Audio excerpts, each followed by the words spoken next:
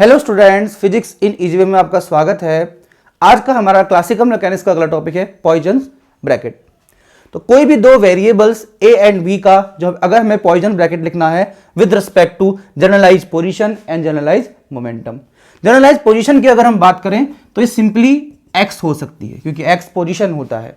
ये क्यू भी हो सकती है, Q1, Q2, Qn या फिर X1, X2, Xn, ऐसे कोई भी सिंबल से इसको रिप्रेजेंट किया जा सकता है। इन सभी का मतलब होगा जनरलाइज पोजीशन। हाँ, y से भी दिखा जा सकता है, y, y1, y2 या z, z1, z2, ये सभी पोजीशंस होंगी, यानी जो पोजीशन वेक्टर के कंपोनेंट्स होते हैं, x component, y component, z component, उनमें कोई भी एक यहाँ पर 1, 2, 3 या z, x लगाकर कैसे भी इसको रिप्रेजेंट किया जा सकता है। ऐसी बात करें मोमेंटम की तो मोमेंटम को px, py, pz या फिर p1, p2 या सिंपली p से रिप्रेजेंट किया जा सकता है। इन सभी का मतलब होगा जनरलाइज पोजीशन और इन सभी का मतलब होगा generalise momentum. A and B कोई भी दो वेरिएबल हो सकते हैं जो इन पर ही डिपेंड करेंगे या नहीं भी कर सकते हैं।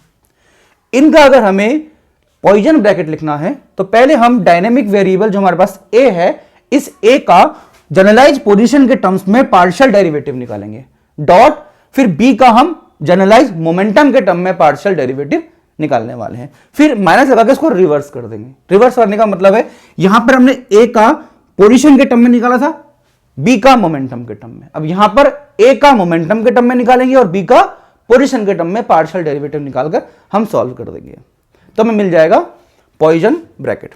पॉइजन ब्रैकेट को कभी कभी तो ऐसे लार्ज ब्रैकेट से भी रिप्रेजेंट किया जाता है, कभी कभी कर्ली ब्रैकेट से भी किया जाता है। ऐसे कर्ली ब्रैकेट में भी ए एंड बी लिखा जा सकता है, मतलब यही है। वैसे क्वांटम मैकेनिक्स में जो ये बड़ा ब्रैकेट होता है इसको कम्यूटेटर ब्रैकेट बोला जाता है। फॉर एग्जांपल मेरे पास अगर एक वेरिएबल ए है half x square plus half P square और बी वेरिएबल मेरे पास है एक्स प्लस पी, इनका अगर मुझे कम्यूटेटर ब्रैकेट फाइंड करना है या पॉइजन ब्रैकेट फाइंड करना है तो मैं ए एंड बी का अगर मैं पॉइजन ब्रैकेट फाइंड कर रहा हूं तो जैसे कि आप जानते हो पहले ए को हमें पोजीशन के रेस्पेक्ट में पार्शियल डेरिवेटिव इसका निकालना पड़ेगा। इस ए और बी को अगर हम ध्यान से देखें तो इसमें हमारा जो जनरलाइज पोजीशन है उसे एक्स से रिप्रेजेंट किया गया है और जनरलाइज मोमेंटम को हमारा पी से रिप्रेजेंट किया गया है।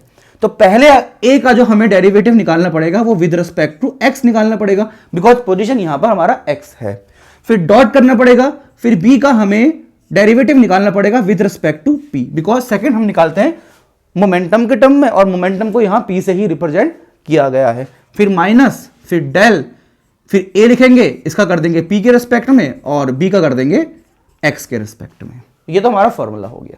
अब करते हैं अप्लाई।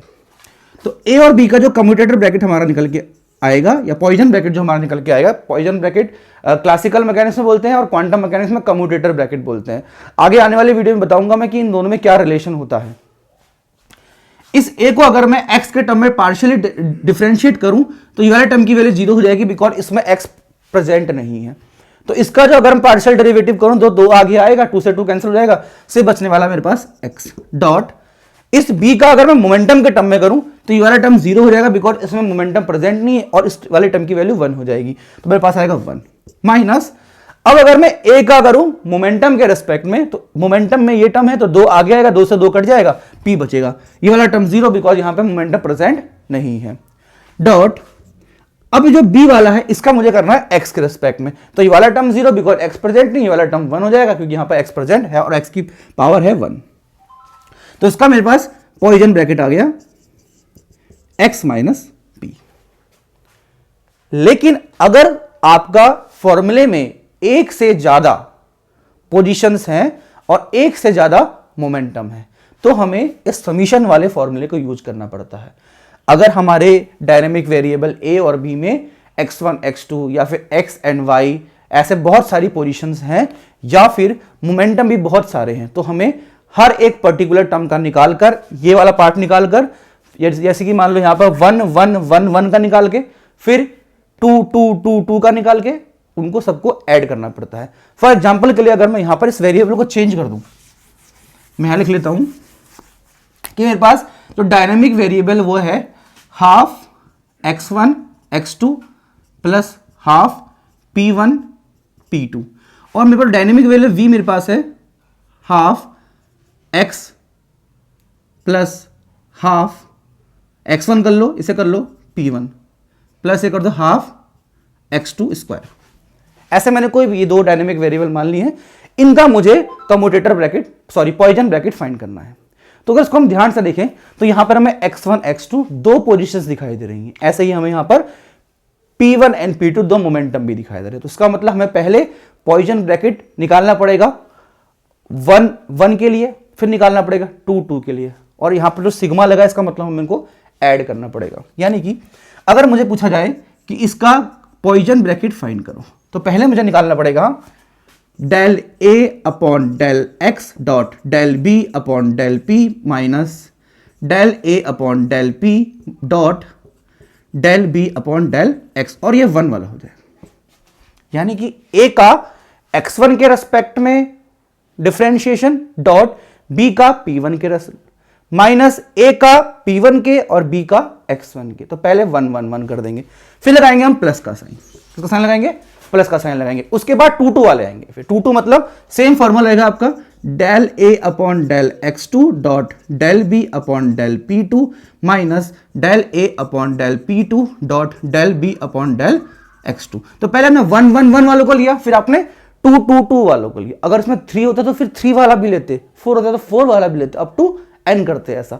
तो इसलिए यहां पर समीशन लगाया गया। इसका मतलब है अगर आपका जो डायनेमिक वेरिएबल A और B है उसमें एक से ज्यादा पोजीशंस हैं, एक से ज्यादा मोमेंटम है, तो उस केस में हमें इसको हर पर्टिकुलर पोजीशन, हर पर्टिकुलर मोमेंटम के लिए कैलकुलेट करना पड़ेगा, देन उन सभी का हमें समीशन लेना पड़ेगा।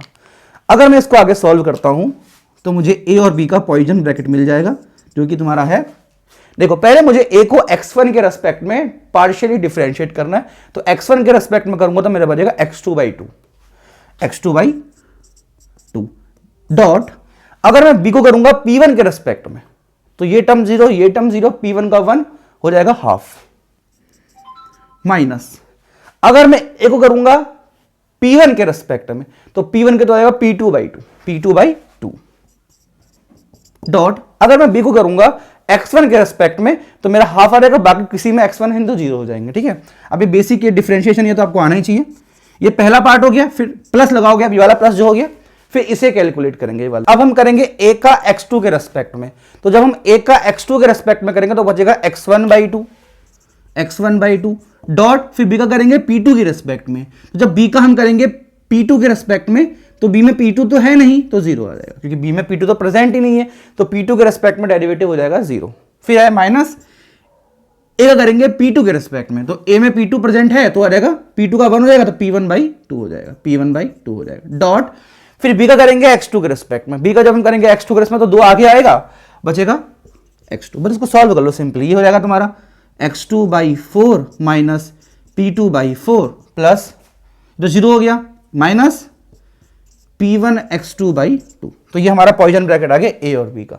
तो इस तरह से किसी भी डायनेमिक वेरिएबल का हम पॉइजन ब्रैकेट फाइंड कर सकते हैं। डिपेंड करता है कि उसमें एक वेरिएबल है, 2 वेरिएबल है, 3 वेरिएबल है, 4 वेरिएबल है, उस अकॉर्डिंग हमारे उतने ही टर्म बनेंगे। एक वेरिएबल है तो इसे हमें एक बार कैलकुलेट करना पड़ेगा, 2 वेरिएबल है तो 2 बार करना पड़ेगा। वेरिएबल का मतलब सफिक्स की बात कर रहा हूं मैं, जैसे x1 x2 x3 इनकी बात कर रहा हूं। ये 3 पोजीशन के वेरिएबल, ऐसे ही 3 मोमेंटम के वेरिएबल हैं, तो 3 बार इसे कैलकुलेट करके ऐड करना पड़ेगा। तो इस तरह से हम किसी भी 2 डायनेमिक वेरिएबल का पॉइजन ब्रैकेट कैलकुलेट कर सकते हैं। अब इसके आगे हम पॉइजन ब्रैकेट की कुछ प्रॉपर्टीज को डिस्कस करने वाले हैं।